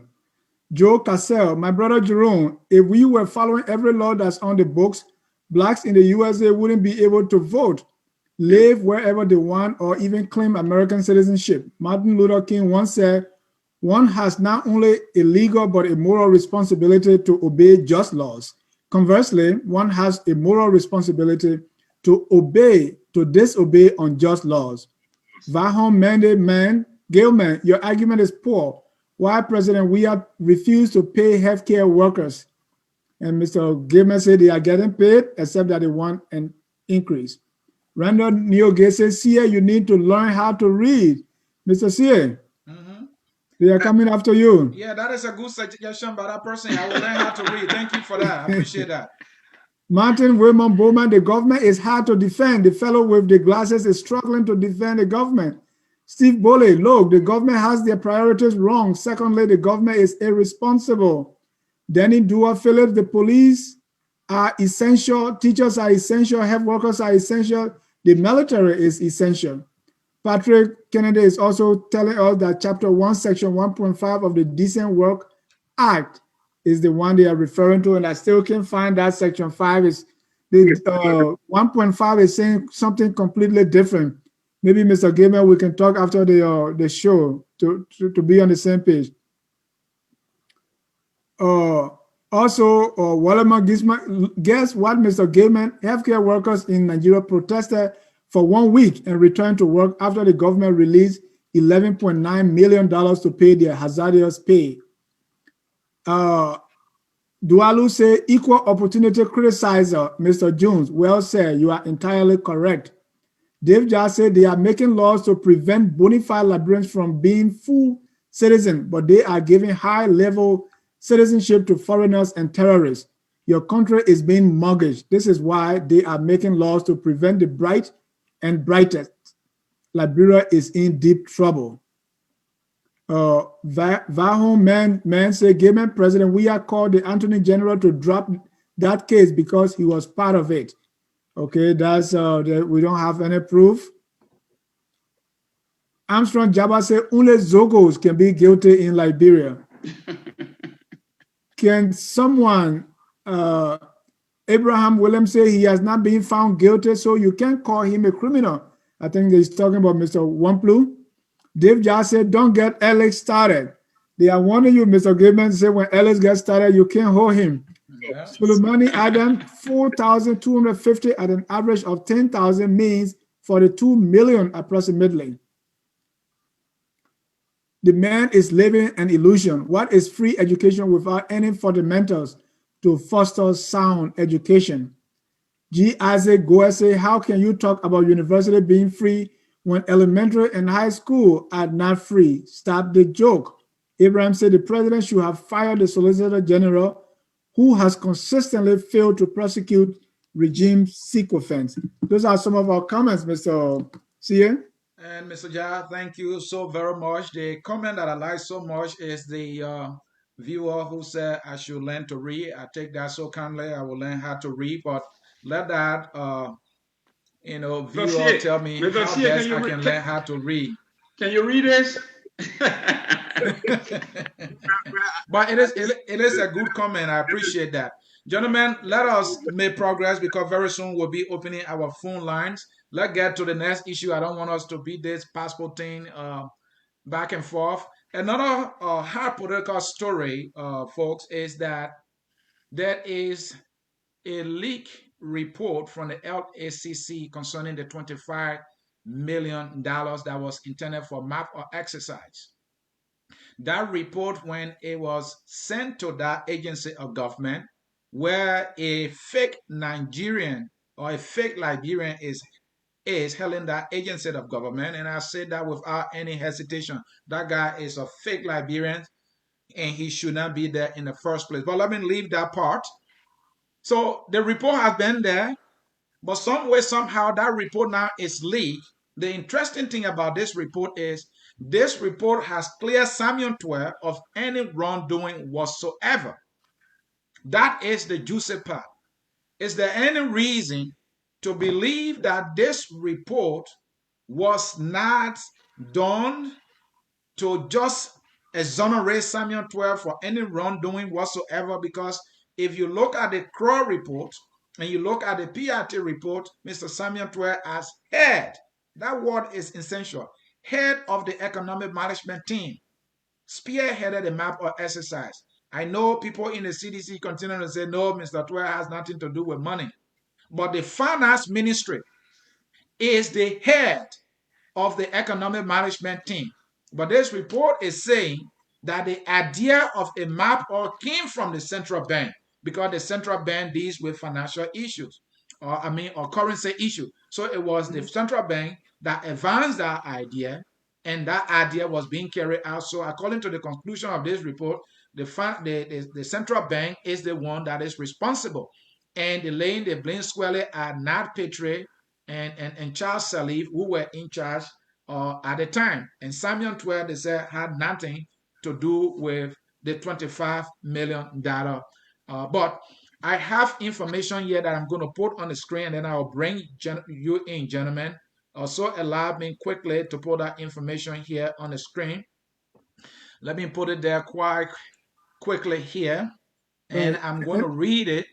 And that information. And Charles Salif and the CBL that were held accountable. Where is Charles Salif today? He was put in jail. Where is he now? Yeah, Charles Salif was put in jail. So that's the conflicting thing. While the viewers are waiting to see that, Mr. Ja, it's good you brought it up. This report that is being leaked is saying that Charles Salif is responsible, but this is the very Charles Salif, the very government clear from the court saying that he did nothing wrong. So money went missing. So who took the money? If it is not Charles Salif, because the court have made a decision that Charles Salif did not do anything wrong. Now Petrie is a free man. He walked away with 250,000 United States dollars and walk away. He's a free man. And this is the government of change. But don't get me started here. Let me read it. Although the technical economic management team, all right, of the government held by Finance and Development Planning Minister Samuel D. Twer Jr. orchestrated the MAPO exercise. Listen to that. Samuel Twer orchestrated the MAPO exercise. But the report that has been leaked is saying it was not Samuel Twer's idea. It was the idea of the folks at the central bank. That is profound. And when you read that, thank God I have a guy here who understands these financial languages. He will weigh in that and put some context around it. But Mr. Jones, let me get to you. Mr. CA, before Jones come in, I also want to mention that why the name Samuel Twer should be clear from all these things. If you remember, he was crying about this, that because of these things, when he goes to beg for money, he doesn't get it. So there is an incentive that he be clear of all wrongdoing, so when he goes to beg, we can get money, right? Yeah. So you see the connection. Right. So, Mr. Jones, quickly. But, well, what I would say on this side, I don't agree with 12 on a lot of issues, including a lot of financial issues. But on this one, I will agree that this was not Samuel Stewart's responsibility, and yes, why? Mhm. I think I sent you a paper here in August of 2019. I wrote a paper stating that number one, Samuel Stewart did not know his own job, his own function. Currency is a function of the central bank. It's not a function of the finance ministry. The finance ministry is responsible for fiscal policies, where the central bank is responsible for monetary policy. Currency is part of monetary policy. Right. So that's the first thing. I remember Sam Johnson King, we had a debate, and I said, this man should not be talking about currency. Yeah. Right? That's beyond his purview of his job. But apparently, either he didn't know, so ignorance is no excuse. But in this case, not Patriot. I don't know how did this guy become central bank governor. I know he worked at the ministry, but so is a lot of people who worked at, not because you work at Microsoft as a garbage collector, that means you can become the chief information minister or somewhere. That picture knows in my guesstimation I've never seen a paper this man has written. I've never really seen anything he's articulated that has any kind of financial, wherewithal. He becomes, he close to George Weah. Next thing, he's central bank governor, and that's where George Weah problem started, and that's where it's going to continue under the new guy he's got. The central bank is the most essential and the most integral part of the government function in economic development. You screw it up one time, the whole country is gone. Let me give you an example of how important it is. Great Britain, they had to go to Canada, all right, and bring Mark Carney to manage the central bank. Okay, that's how important it is, because you have to do with currency, you have to do with foreign exchange, you have to do with trade, you have to do with regulating the banks, which in Liberia we don't have any, rare banks. So that's the problem. That's George Weah's problem. That he brings these people who claims to know something about an area they should be thinking, they should know, and they display no weight or no intellectual ability into talking politics. So that's the issue. So Samuel Eto'o was not responsible. I don't know why he even got into it. It was not Patriot and the central bank a role to manage the currency. So I agree with it. I agree with our report in this case. Mr. Goodman. Well, something that I learned in social science that we usually don't talk across our discipline. You were talking about monetary policy and finance. And the young man, Mr. Jones, obviously his expertise is in that. But I have listened to Mr. Honorable Twe several times. He has made a distinction and has actually spelled out how it works. 99.9% of the Liberians that have always commented on this particular subject talks about things that they know very little about. Now, when you're talking about central bank, and Mr. Jones, I have to disagree with you on this, we have a chain of command. We have a chain of command in every organization, and some of these organizations are there by statute, by law. When the president takes over, you cannot fire everybody and start anew. We have to have a foundation and continuity. Mr. Petrie has been a career finance man before maybe you and I were ever born. So these people have worked. Yeah, well, that's another story. That's another story. So what I'm saying here, if the young man or whoever is there fail to do the job, we grade them that they have an F or D or C. But it shouldn't be that because George, we are left in there, which is what the chain of command says. If the president leaves, the vice president, accent to that position. The president, the governor of the bank is no longer there, so you ascend to the vice president for administration, ascend to that position. If he doesn't perform, then he's removed. Now, talking to the compensation, his departure package. Those are things that are written within the governor's rule, the rule that concerning about severance pay. And as I understand, that Patriots were even asking for more. And what they are giving them was actually a fraction of that. So you have people who wrote these rules that pampered themselves. In fact, if you can remember that when they were leaving, they said to a tune of like $200,000 a piece for either some kind of loan or something that they gave themselves on their way out. These, when I questioned it, how is this possible? It was actually written in the rules. The same way the healthcare people, they got their pension written in the rules, but we're not giving it to them. Exactly. Well, this is what we are saying. So what I'm saying here is everything has to be done incrementally. The healthcare folks, we are going back to them, and I love my No, what I healthcare. mean is the little guys have the same rules, but nobody pay attention. My father worked as a township treasurer for years. He was getting 150. His cousin, his nephew who goes to Greenville for the pay will take 50 cents. Government takes 50 cents for the, so by the time the 50 cents get to him, so he didn't get his pension. My uncle worked for Freeport for years. He didn't get his pension. But when it comes to non-patriot and these are fat cats at the CBL, I mean, we follow the letter of the law to get them what they give themselves.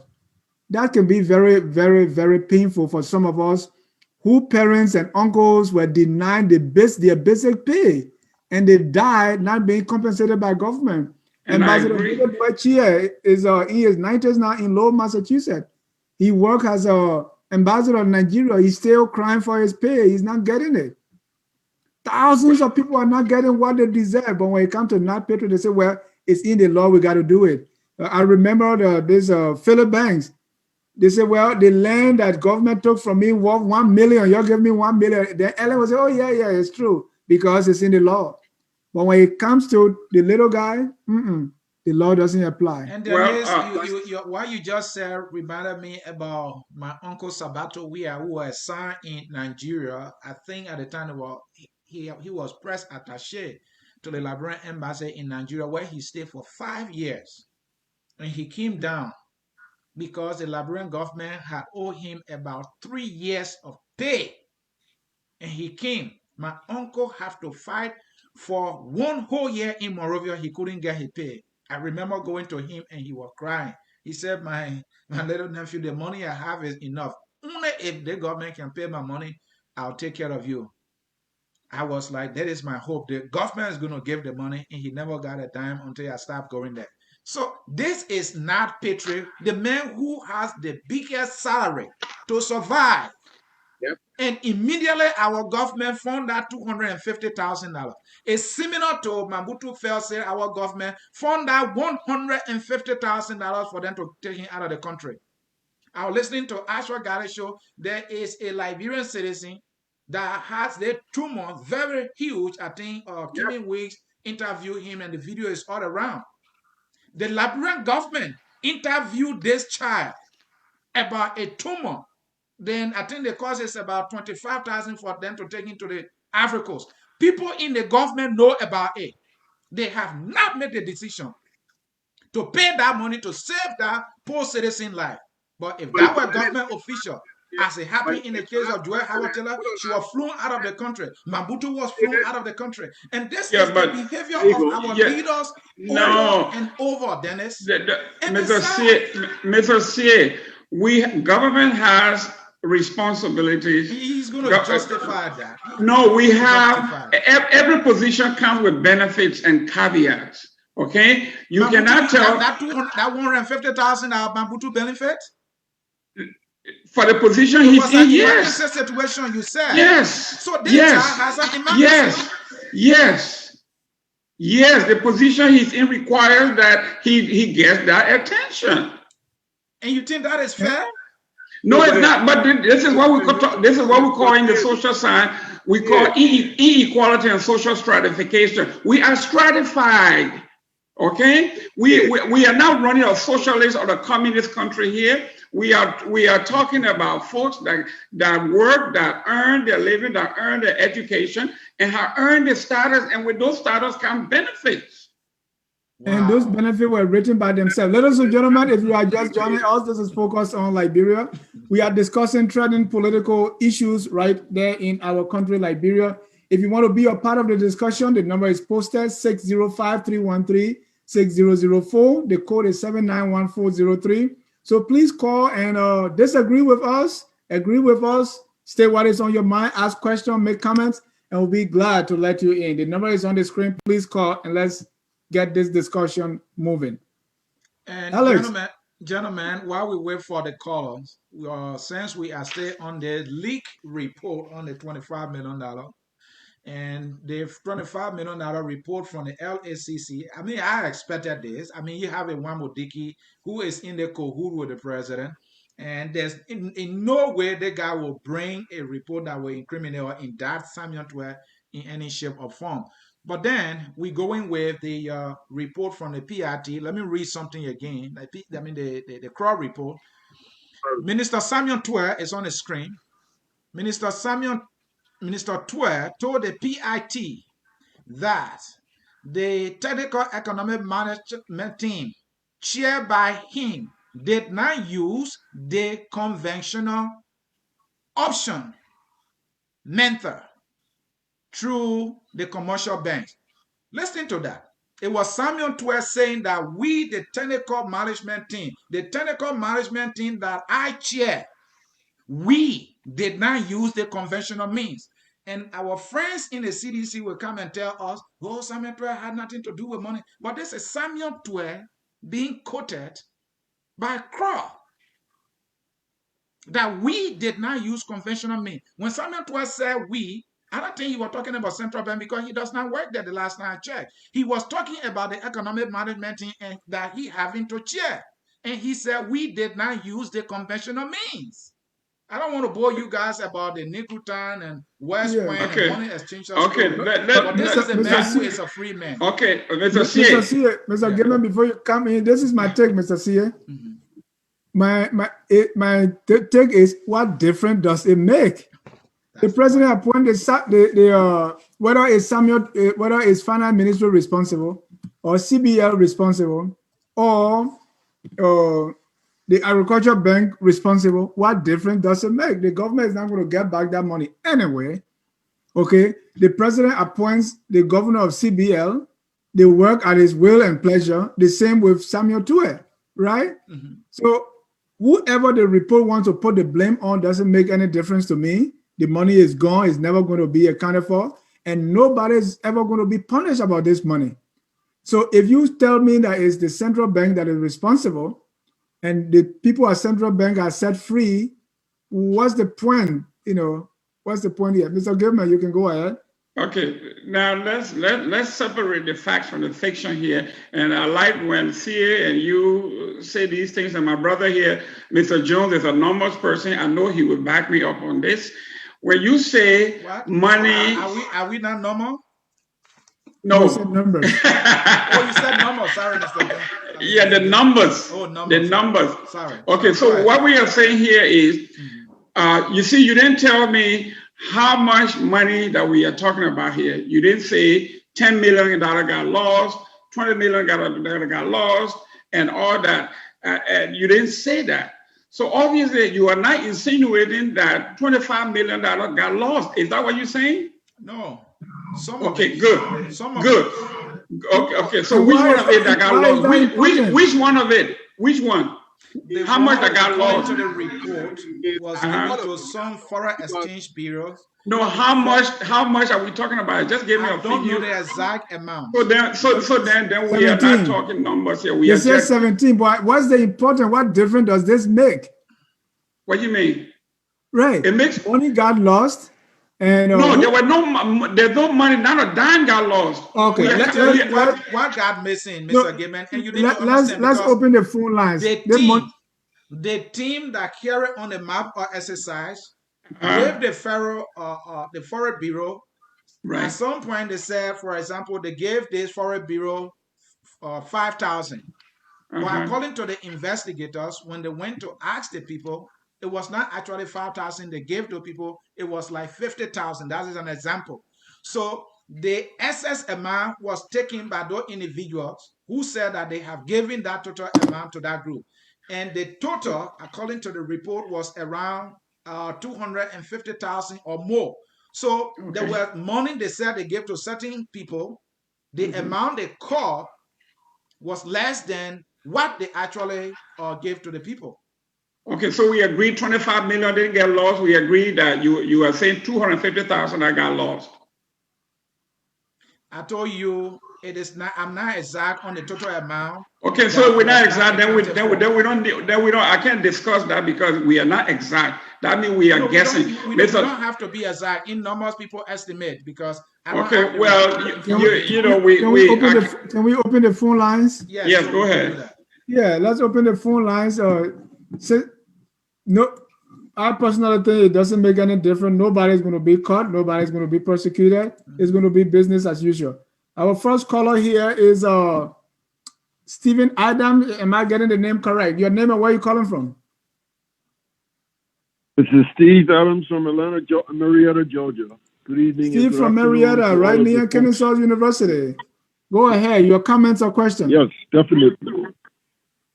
Well, I got a couple of comments. One of them has to do with the passport.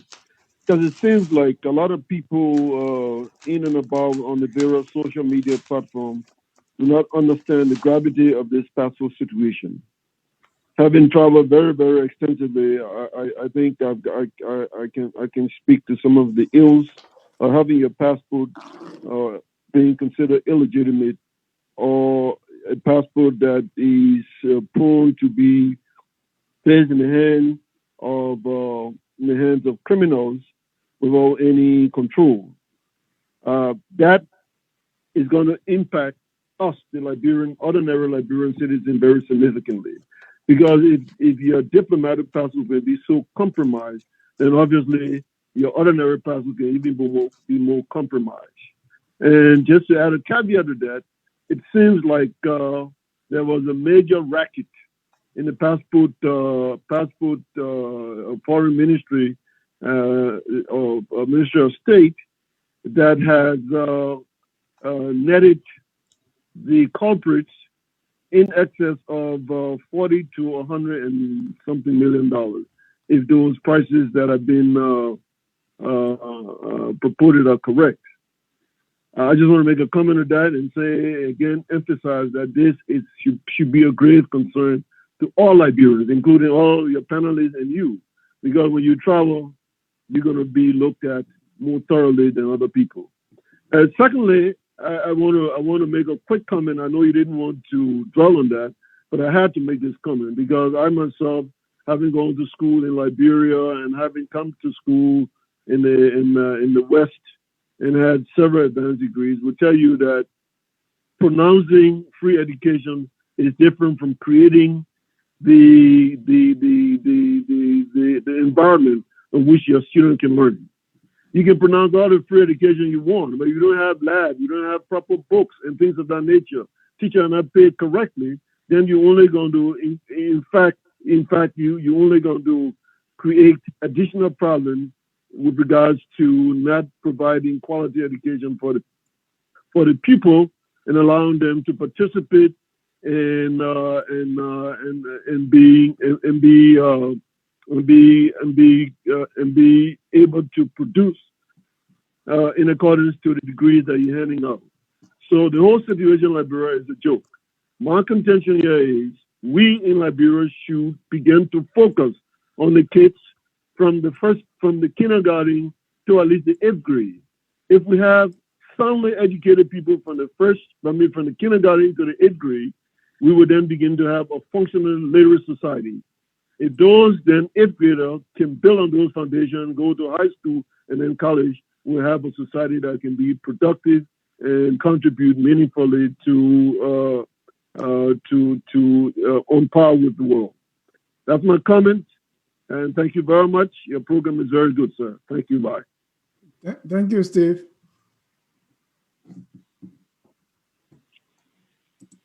As far as Mr. Gabriel, you can take it. Yes, the education piece in 19 let's say was it 2007, when the creation of the community colleges came about. We knew that it was something that was new. It would take time. It would have to be groomed.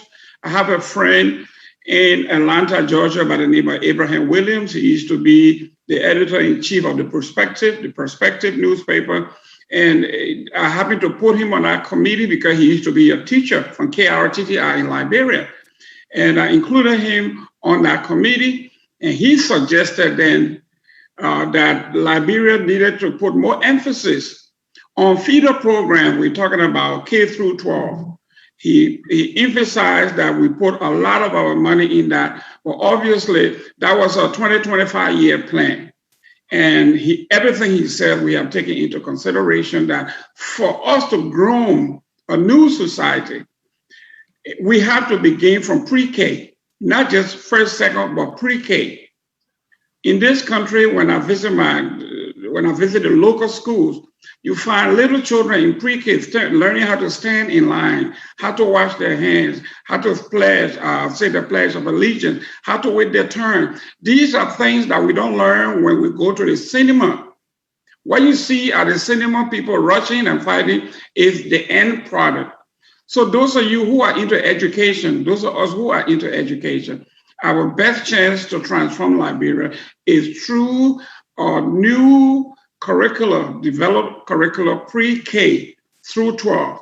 Why that is true, that's a long-term project. So what do we do in the interim? How do we furnish those schools with educated folks? Now, I am appealing to the government that those who are into, we are graduating college students in the thousands now. Maybe we incentivize teaching in the interior and teaching in the outside of Monrovia for these folks to go and buttress this new society, this new generation. This is where I see things happening. It has to be gradual. Wherever Ellen ended up, she did some good stuff. We need to nurture that and continue. And then wherever this good stuff, somebody else picks it up. That's how we are going to our country. Well, Mr. Jones, your take on the colors? Well, I think the color was very right. I think it made some very salient points.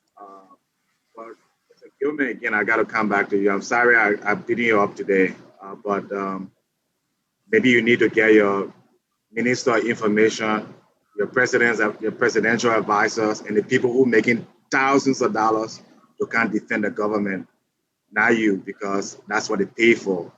But on the point you made in terms of creating a good government in Liberia with education, first of all, you cannot have a good educational system with bad educational administrators. What am I saying? Look at who are the people at the Ministry of Education. Look at who the people are running the schools. How are they appointed? Okay, if they're appointed because they're a member of a CDC or the member or the close to the president, like the way that picture was appointed, I wanted to go back to that because it was absolutely incorrect. When George Weah took over, that picture was not the central bank governor. There's no way Ellen Johnson Sirleaf would have made that picture anything in our government. In fact, I don't even think he was working at the central bank. Of course he was. Of course he was. He was definitely. No, he worked in the central bank, I think, during those regimes. But now, of course. He did not work there in that capacity on an Ellen. Weeks was the head of the central bank when George Weah. No, the central bank was run at. Well, do you know that the two immediate past presidents of the central bank? Mr. Jones. Yes, it was Mills Jones. Mr. Jones. Yes. Mr. Jones. Yes, sir. Are you saying that if you are made central bank governor, even if you don't have the experience, you can provide leadership by tapping into experienced people and carry on the functions of that agency or government? Because all you're saying is that this man didn't have the experience and to have been the one to be in charge. That's your point you're making, and I don't see how that is important here. And in our country, the president decides, right? So that was the president's choice. All we needed this man to do was to do his job and do it effectively. Your job. Okay, you cannot take someone who is not a law student or who is not equipped with the knowledge and experience of a legal And this man profession. has been working in this central bank for many, many years. So, I mean, he been there, Obviously. he's an economist, and, you know, so, I mean, he's qualified for the job.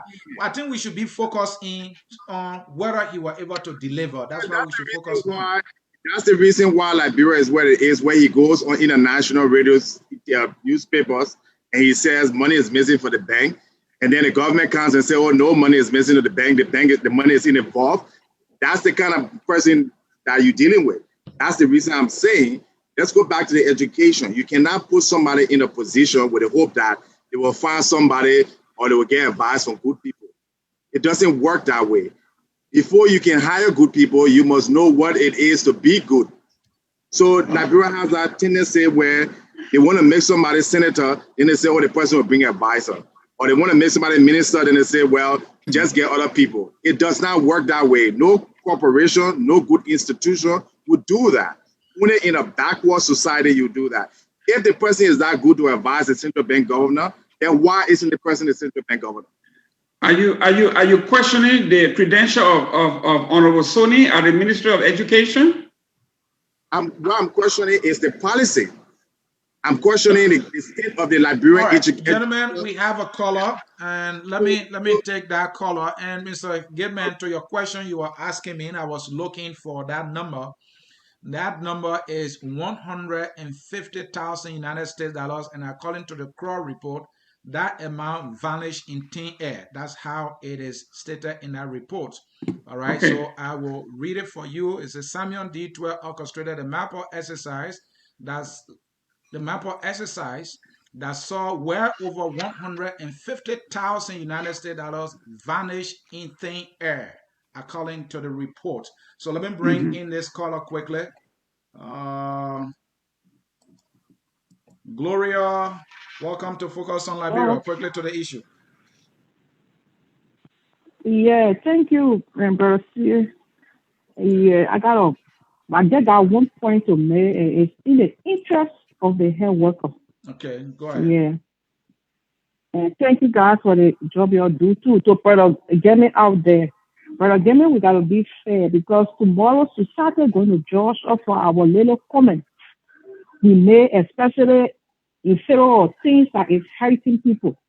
As we said here, myself, I'm victim of one or two questions who in Liberia questioned die because of our government failure to negotiate. That is realistic. Even the people they say there to go negotiate with the people are not even waiting to negotiate. You see, they go there and try to make the thing to look there. The people are creating stories. No. The fact, the matter, the reality of this thing is a thing that started like you guys can handle, but you gotta handle it right. You can't go there and do it that they're doing the wrong thing. And trust me, this is thing that people have been planning ever since. And they have a lot of support. They've been saying it. If the government was realistic to themselves with a little noise that was coming out, they could hold it. But the same thing we say here, the people see the thing in white and they try to make it look like it's going to be black. No. Health workers in Liberia are just vacant or not. We gotta respect them. My brother, we can't talk about death and sick. Before we want to compare people making death in Africa. No. We can't compare our country with other countries when it comes to health-related issues. The people respect their citizens. The people respect our healthcare workers. They will have issues, but they will handle it right. At the end of the day, they will find a solution in the interest of their citizens, in the interest of their country. We can't go down there and get the people loose up. My brother, the people are hungry. A hungry man is an angry man. If we go up over days, people are dying. For Christ's sake. Because you don't have ready to a JFK. Because you get ready to be a nurse. You get mad to be a midwife. That can afford food to eat. So you gotta be sincere here. Let's talk thing that the government can see reason and dialogue. It will not change nothing. It will not change nothing. Thank you, Gloria. My Thank point you, here is Gloria. I God's think you law. meant Mr. Thank Gilman, you. not Dennis. But I also heard, Mr. Gilman, and you can comment to that. I also heard that in this negotiation, that Mr. Eugene Fagon, the Deputy Information Minister, told the health workers that, especially women, your husband gave you hazard pay, you expect government to give you hazard pay. That's what I heard from the nurses that I talked to on the ground. Yeah, this is why we are saying when we are talking and discussing these issues, we have to be very fair and honest. I would not want to address gossip and innuendo. I want to address the 8 issues that they put forth. What I'm saying, those that are not reasonable should be moved off the table. And let's start with the low-hanging fruit, which is the hazard pay, the increase in salary, and the living wage, which I support. The matter here is now, from where do we start? Somebody bring some numbers and let us work around the numbers. But we cannot say, according to the man, the leader here, that the demands are unbending. When you go to a negotiation, you don't use words like unbending and non-negotiable. What law tells you that you can't go to a negotiation and say that? What law said that? Well, there is no law. If you and I... So why are you saying it? No, there is no law. What I'm saying is you and I are negotiating in good faith, and you tell me I'm coming here, but I'm not going to change what I came here for, then you just close the door. Right. But I'm saying here... Not necessarily. No. Just engage the person. People can say no, the next oh, yes. Say yes. Well, no, the government has done that. The government has put forth a proposal. That's what the negotiation is all about. You counter. The government has counter. Let's see what they say. And then, now you answer the question here. Why are they going to the UN? Why are they going to the EU? Why are they going to the embassies of the foreign countries? Just to shame the government, because the government not listening to them. That's the only thing they're going to get. I don't know how the embassy is going to shame them anyway. That's all. No, well, and Mr. Gilman, this man who said they are unbending, is that a report? Yes, it's when you go to the Daily Observer, you will see because when we quote other one, you call them gossip and innuendos. No, I am quoting directly from the Daily Observer a news conference. This is what I'm saying. And now, when someone the Fagon issue you were talking about, Fagon posted, and I'm reading his post here. He said the cost from private nurses overwhelming. Most of them make around $100. They too want a $300 paycheck. So this is Eugene Fagon saying that, and they say they don't want to go to work. In fact, they are making $300, we have private nurses that are calling. Those private nurses want to medicine $300. In other words, he's saying that they don't have legitimate reason when they're making $300 to be protesting. Their friends are making $100 and they are okay with it. So we can replace them with those people making $100 and see how it will work for them. Leaders don't talk like that. And I agree with you on that. And I don't know the context into which that comment was made, but just on its face value, I wouldn't have said that. And if somebody making $300, it doesn't mean that we're in a caste system that you make $300 and you stuck. That's not how it works. If you make $300, you have the right to negotiate for $400, $500. That's what this is all about. So I wouldn't back him. But on the other hand, I don't know under which context he's saying that. But the $300 people have the right, just as the $15,000 people, the $10,000 people are asking for more. They have the right to do that. Yeah. That I agree with. And the president, Ellen Johnson Sirleaf budget was around 16 million. When we came, we are increased it to 21. We're talking about millions here, one more millions. So what's wrong with that? Dennis, we got to touch the last issue. We almost let me bring him to 2 hours. So let's touch the last issue. One more caller who's calling from Texas. Caller, your name and where you calling from. Hello, this Vaughn Mendeme. How you doing? We're doing great. You say your first name is? Vaughn Mendeme. Oh, Vaughn Mendeman. Go ahead, you're live. Okay, Mr. Guma supposed to know that when you running country, you're not just running country only for your supporter. What are you talking about? John Magufuli sacking healthcare workers in Tanzania were protesting. On Thursday, Tanzania President John Magufuli on Thursday sacked the Minister of Home Affairs, Kangu Lugoni, saying that the minister was leading on not taking fraud projects, which means when anytime the people bid for projects, the Minister of Homeland Security can go in and get a project and try to put out money in your own pocket. He was fired for that. As good leaders, you can't sit then people doing like summer 12. He's trying to say that no money get missing.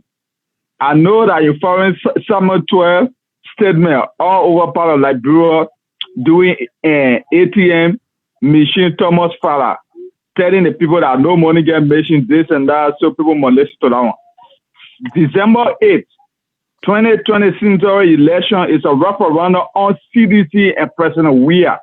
And the reason we're telling our Liberian people, if they want to continue voting for wrong people in power, they will continue to suffer.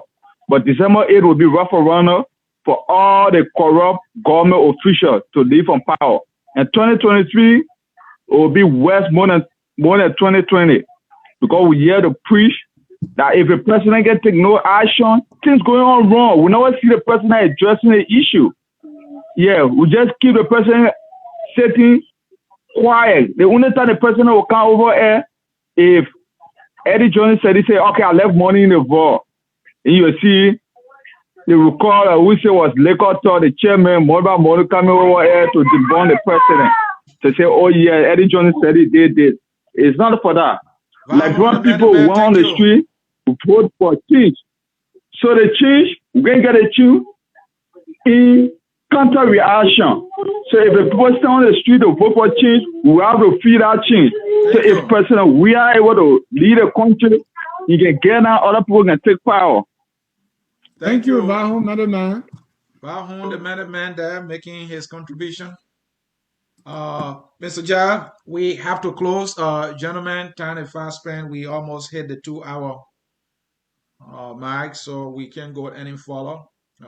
We will close with the last issue, and that is the stimulus rice distribution that's supposed to be given to people while they were in a lockdown during COVID-19. It's been more than 3 months now.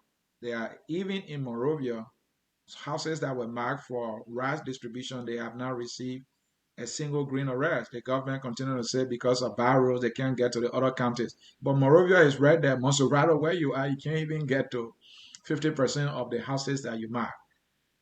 Gentlemen, that is what we're going to close with, and I'm going to start with Mr. Jones. Mr. Jones? Again, I would take you back to my same original statement where can I expect any kind of good management out of a government that doesn't have the management in the capable management staff? Time and time in Liberia, since this government seeing a lot of public mismanagement. Like I challenged Mr. Gilman, show me one area in Liberia where there's been efficiency or good management. They cannot tell you. They will tell you, say, oh, we're building roads. Okay, we're building roads. Let's analyze the roads you're building. Are they more efficient? Are they costing less than what it was on a previous or in other similar places? So it's all, to me, in Liberia, it's a lot of ignorance when it comes to what you call public policy. And everybody is just all, excited over nothing. All right, what we need in Liberia, truly, is we need reform. And that's part of my campaign. We need to really sit down and forget about this change, this other government, what the government will do. It's clear. This government, this political opposition here, the previous government were all incapable of raising Liberian people's standards, living standards. And the reason is that Liberia has a bad structure. The president has too much power. There's no good check and balances. There's no efficiency. And everybody just want to elect and take their own. Why the president is not making a lot of noise?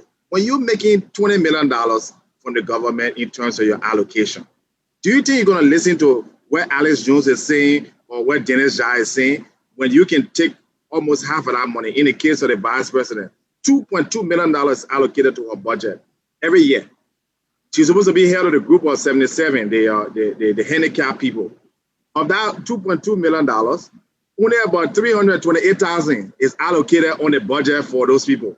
So the rest of it is for her comfort, and the same thing you can say with the president, and the same thing you can say with past regime. So what we're doing at the Movement to Make Liberia Better is to start to look at ways and to try to get people to really be serious about looking at total reform in Liberia, implementing the Truth and Reconciliation Commission, holding those accountable who have stolen for the government, whether you're in government now or later, you're not going to be exonerated. If you take money from the government, at some point, you're going to be brought to justice for economic crimes. And I would like to close with that statement. Also, please visit McGeevy.County.lib.com to get information about the county, investment opportunities, and things like that. Thank you, Mr. Jones. Mr. Ellis Chuchu Jones is the co-founder of the Movement to Make Liberia Better. It is a group that is trying to provide solutions to the many problems that we have in our country. We'll find time to bring Mr. Jones here to play hardball with his team there at the Movement to Make Liberia Better. Mr. Gerald Goodman, your closing statement, please include the rice distribution that is yet to be done. I think the World Food Program has a plan. We may not like that plan because it may be slower than we thought, but they submitted a plan that we all looked at and agreed that there would be a neutral body that would actually do the work based on their past experiences around the world. We knew what was going to be said if we have appointed a CDC person or a UP person. It would have been politicized. So let's wait and see what the final report says. As far as the government is concerned, when this government came into power, we knew that the government was coming in actually handicapped. What I am asking all Liberians, government is not George Weah, government is not Samuel Tuer, government is inclusive. That's me. And those of us who come from the social science background, we believe in local government. What is it that we are doing on a local level to improve the lives of our people, starting with civics, our own homes? We have families in our own home to whom we send money for projects, and they steal it. We have a Republican form of government that is democratic. That means we have to elect people from within our groups, people who look like us. So if we are electing crooks, that means that's who we are. So we have to look inward to say we have to start with our own, ourselves, our families, our churches, our mosques, our sororities, our societies, our secret societies. Everybody has a stake in running the government. So I'm asking you guys who are into the media, those who are into business, those who are into government, those who are into public policy, it is our collective will that will make this happen. I understand my brother talk about the structure is wrong. I have been projecting this, and I have been wondering why no opposition have ever thought about changing the unitary system that we have in Liberia that gave absolute power to the president. This is why nobody wants to be senator, nobody wants to be representative. Everybody wants to be king, which is the president. So for those of you who are into public policy and go into politics, one of the things, if we want to change Liberia, we need to change the unitary system. And if we do that, we'll be at least getting on our way to reformation. Thank you very much for having me. Mr. Gerald Goodman there, he is the host of Focus on Liberia show called On Point. making his closing statement. Mr. Gilman, thank you so much for your contribution to this national conversation. Mr. Ja. Well, we want to thank our viewers and also our guests for a spirited discussion. Let's continue to talk as Liberians. This we didn't have the opportunity in the past. People did, but not to this level. So we are more engaging. Why it's true that politics is so polarizing that the contrast very clear and people do not want to budge from each side. But we'll keep working at it. We'll keep talking. And gradually, Liberians will find reason to discuss the issue and not just be stuck in their political divide and continuing to just hold their ground and let the country suffer. Far too long, people have been so stuck up with either their political persuasion or their ethnic group or whatever gave them money for the day. Someone say we own our thieves. You know, when the man is a rogue, but that's your tribal person, or if that's your countryman, or if that's from your political party, you're fine with that. The only time you make noise is if the thief is not your thief. Or right to Mr. Gilman's point, our opposition leaders never try to do anything to the system, even though they know the system is corrupt. The president is appointing the election commission, and you are going to that election thinking that you're going to have a chance. You don't want to change that because you too want to get there and also benefit from the same corrupt system. So there's no talking about the system. Everyone thinks that, okay, I'm the good guy. When I get there, I'm going to do the right thing. No, you cannot, because the system is corrupt, it's crooked, it's rotten, and there's nothing you can do about it. So people are only waiting their turn to get there and benefit from the same system. We can't do that. If we want change, we need to start talking about it, no matter, we benefit or not. We need to talk it and say it strictly, no matter who benefits. That way, we're going to be looking at the long-term benefit for the entire country and not just an individual or a selected group. Thank you so much for listening to me ramble a little bit. Mr. Sia, back to you. Thank you, Dennis. And this is what I have. And it's entitled, When They Are Not in Charge and When They Are in Charge. When they are not in charge, they tell you all the good things. They see all the wrong. And they even go as far as telling you who are the ones doing the wrong. But when they get in charge, the very people they pointed at as being the one doing the wrong, those people become their friends. And they don't see them anymore. And the very problems that they will tell us, those are the very things they will be doing when they are not in charge. When they are in charge, they double down on the things they criticized yesterday. When they are in charge, they see no wrong. They turn blind. It's like power. It's a guy going around blinding individuals who control this power. When they are in charge, they get everything and no one gets nothing. Even $150,000 for a well-paid minister, they will pay that money for that person to be killed. And they will justify it when they are in charge. And then they'll be quoting theories to us that make absolutely no sense.